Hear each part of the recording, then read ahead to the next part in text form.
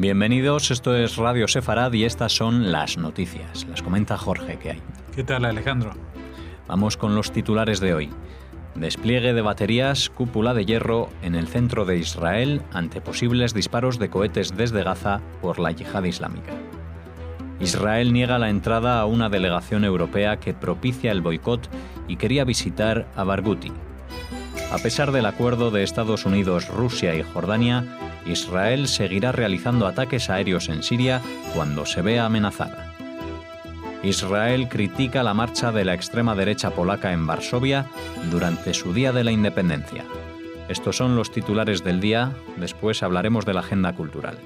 Comenzamos ahora hablando del ejército israelí que ha desplegado baterías antimisiles cúpula de hierro en el centro del país, en el contexto del aumento de las tensiones con la yihad islámica palestina. Las tensiones han crecido desde que las Fuerzas Armadas volaron un túnel del grupo terrorista que, partiendo de Gaza, penetraba en el territorio israelí. Se trata de una medida preventiva ante las amenazas de dicha organización que prometió vengar a los 12 miembros, entre ellos 2 comandantes, que murieron durante el ataque al túnel y en la operación de rescate, además de 2 miembros de Hamás. Otros 11 terroristas palestinos resultaron heridos en el incidente. Sí, ya dimos noticia de ello. La semana pasada Israel hizo explotar un túnel que penetraba en territorio israelí. Lo que desconocemos ya desde la noticia original y hasta hoy en día, cómo descubrieron exactamente la existencia de ese túnel, porque no había aflorado, lo cual puede ser de que lo descubrieran por los ruidos que producían. Pero también llama la atención la forma que tuvieron de destruirlo, porque no se conoce exactamente cuál fue el mecanismo, pero produjo un derrumbe a todo lo largo del túnel, con lo cual quedaron sepultados al menos 14 personas que murieron y otros 11 terroristas que resultaron heridos, es decir, 25 personas, que incluían también gente que estaba trabajando en el túnel y también gente que acudió al rescate de los que ya estaban en peligro, o sea que ya se había desmoronado al menos parte del túnel. Bueno, esto es lo que pasó.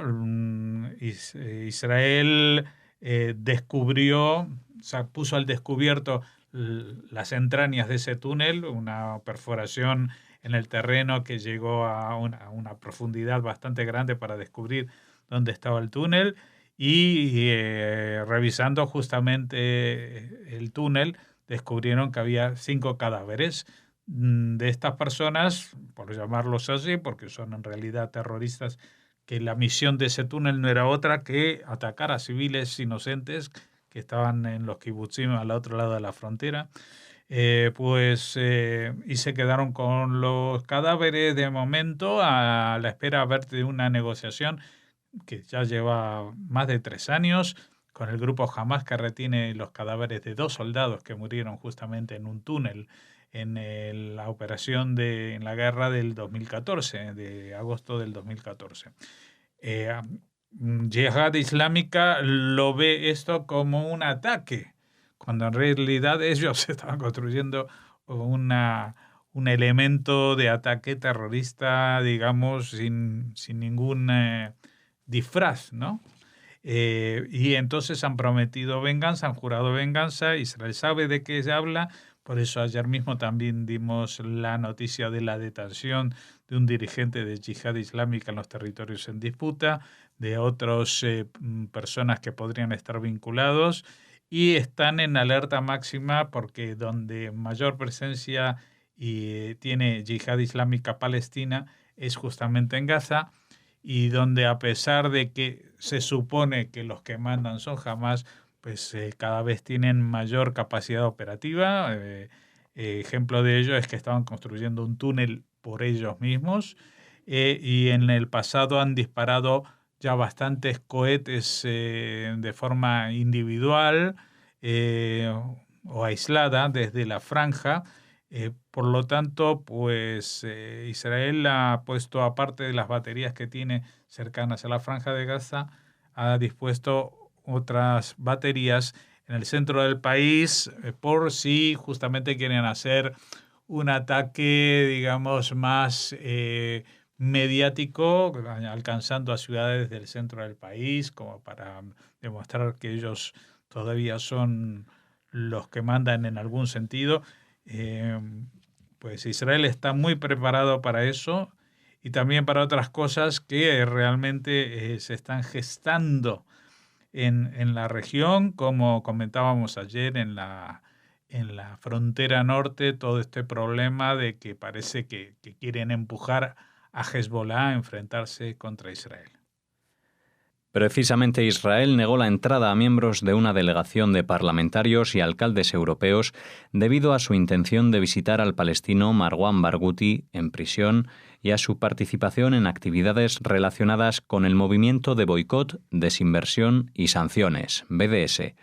La delegación de 20 cargos europeos tenía previsto visitar Israel y la autoridad palestina entre el 19 y el 23 de noviembre, haciendo hincapié en su intención de reunirse con Barghouti en apoyo a los presos palestinos. La delegación fue avisada de la decisión de antemano con el fin de que no se comprometa con el viaje. Barghouti, un prominente cabecilla del movimiento Fatah, cumple actualmente 5 cadenas perpetuas por crímenes cometidos durante la Segunda Intifada.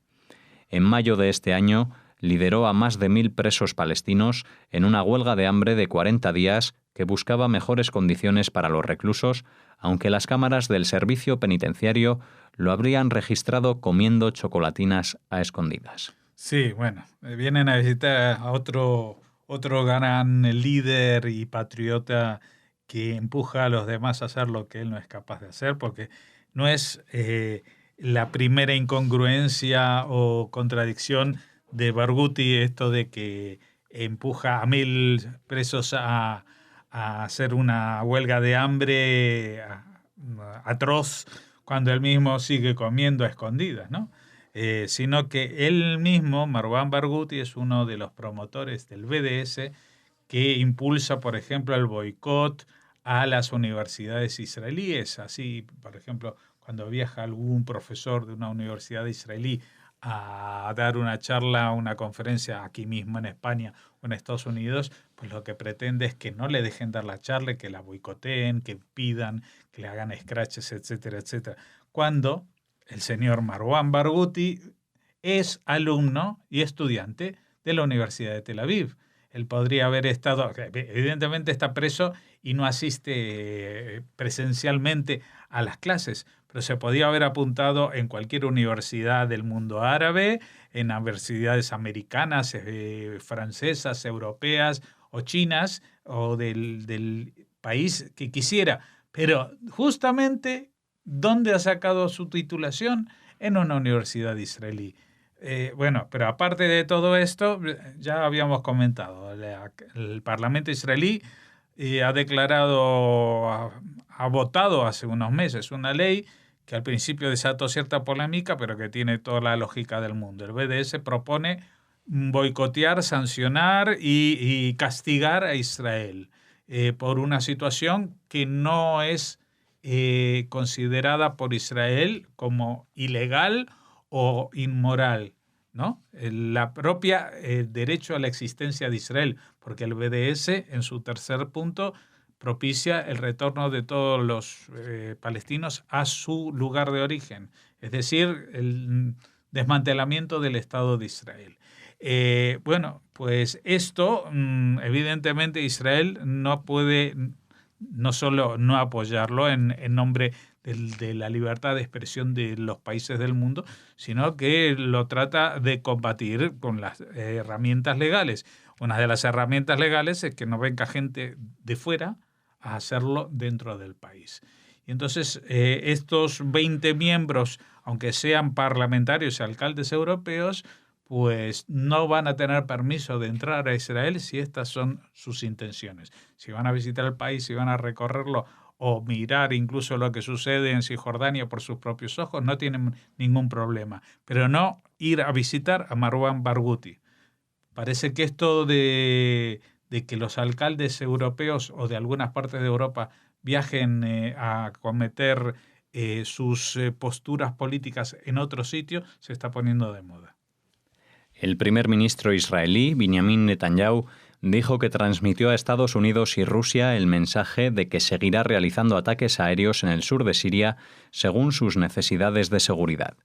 El anuncio se realizó tras el acuerdo alcanzado entre Estados Unidos, Rusia y Jordania, que se compromete a mantener a los combatientes extranjeros, es decir, a los grupos terroristas patrocinados por Irán, Hezbollah, Guardia Revolucionaria de Irán, milicias chiíes, etc., alejados de la frontera con Israel en los altos del Golán.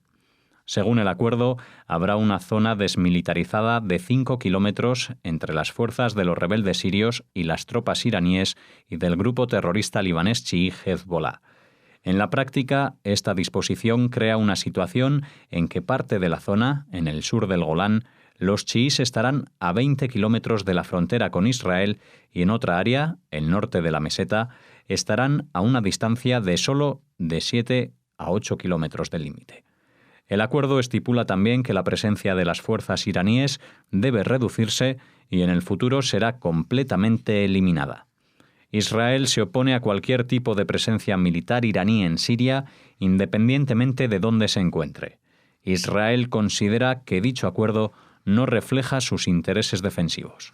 Sí, es que llama un poquito la atención, especialmente que Estados Unidos haya rubricado un acuerdo con Rusia, aunque también participa Jordania, en el que, bueno, para poner un poco que se calme la cuestión en Siria, pues crean como una especie de pasillos de separación entre las distintas fuerzas que están allí combatiendo. Por ejemplo, en la zona esta, pues están los opositores al régimen sirio y los quieren separar de los de Hezbollah, que son los que apoyan al ejército sirio, y de las fuerzas iraníes. Es que vamos a ver qué pinta Estados Unidos, porque yo ya no me espero otra cosa de Rusia, pero ¿por qué Estados Unidos tiene que admitir que Irán participe en la guerra civil siria? Si es una guerra civil, se supone que no intervienen potencias extranjeras.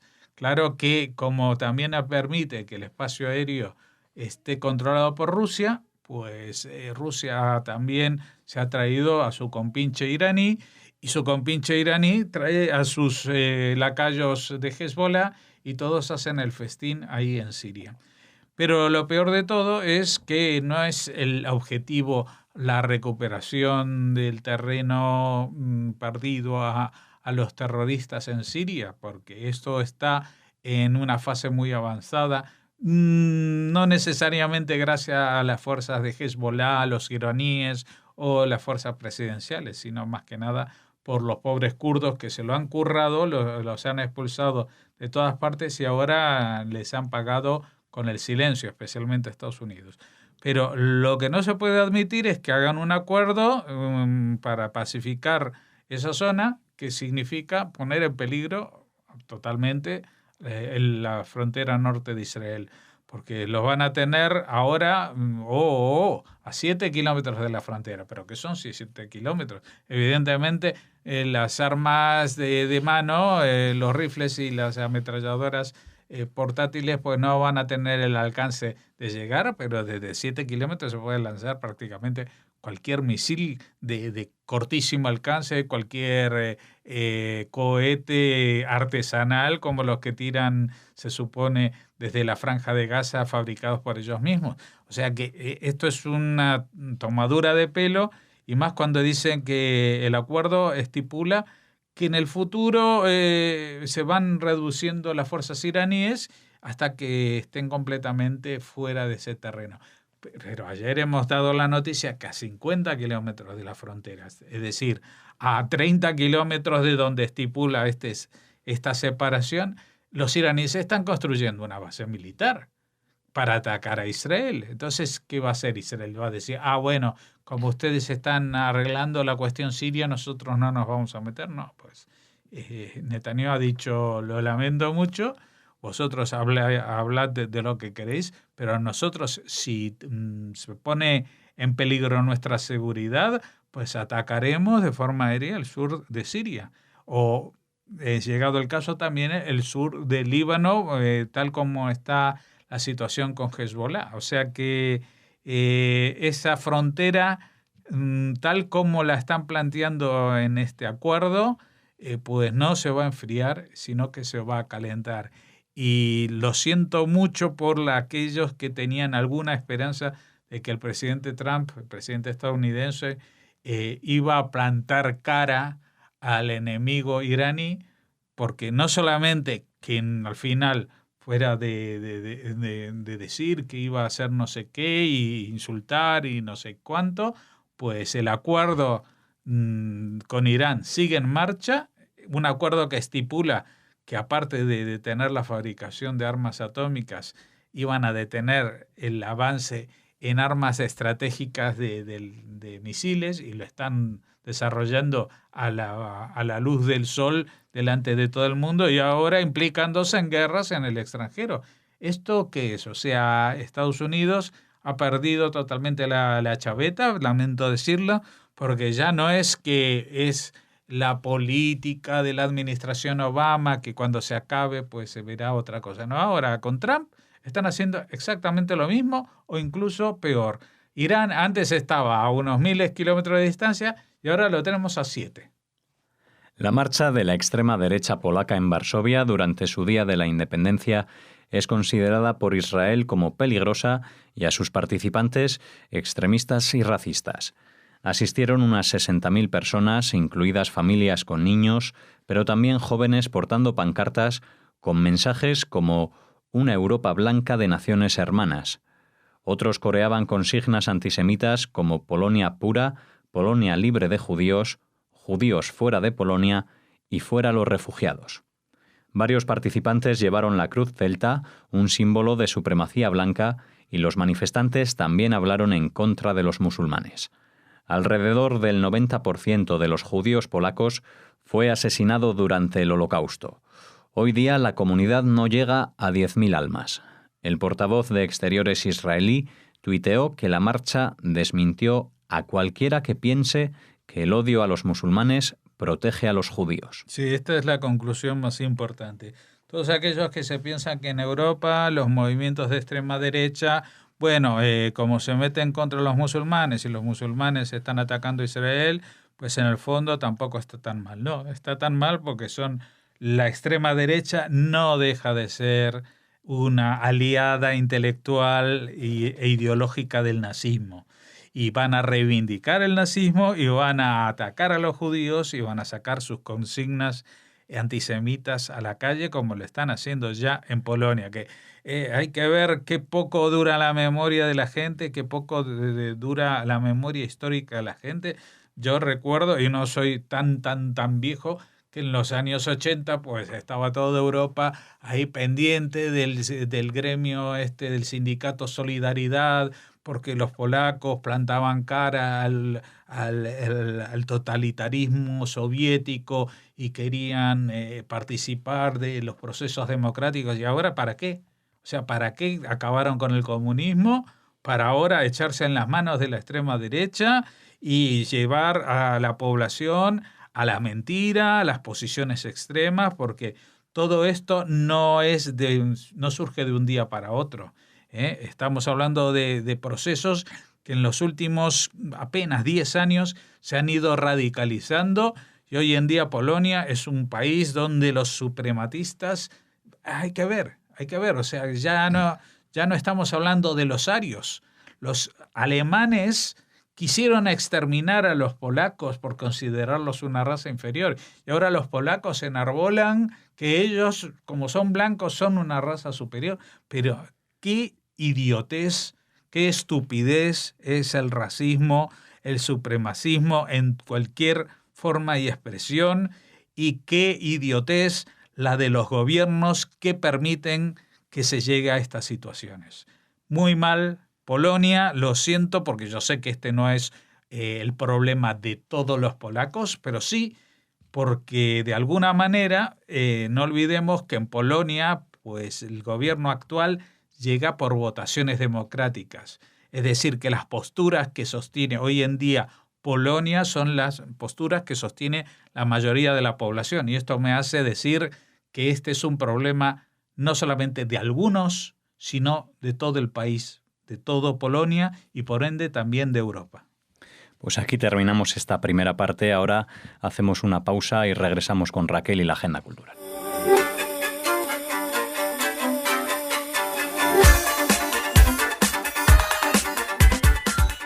Bueno, ya estamos con la Agenda Cultural. Hola, Raquel. Hola, Alex. Hola a todos. Para comenzar hablando de qué, cuéntanos.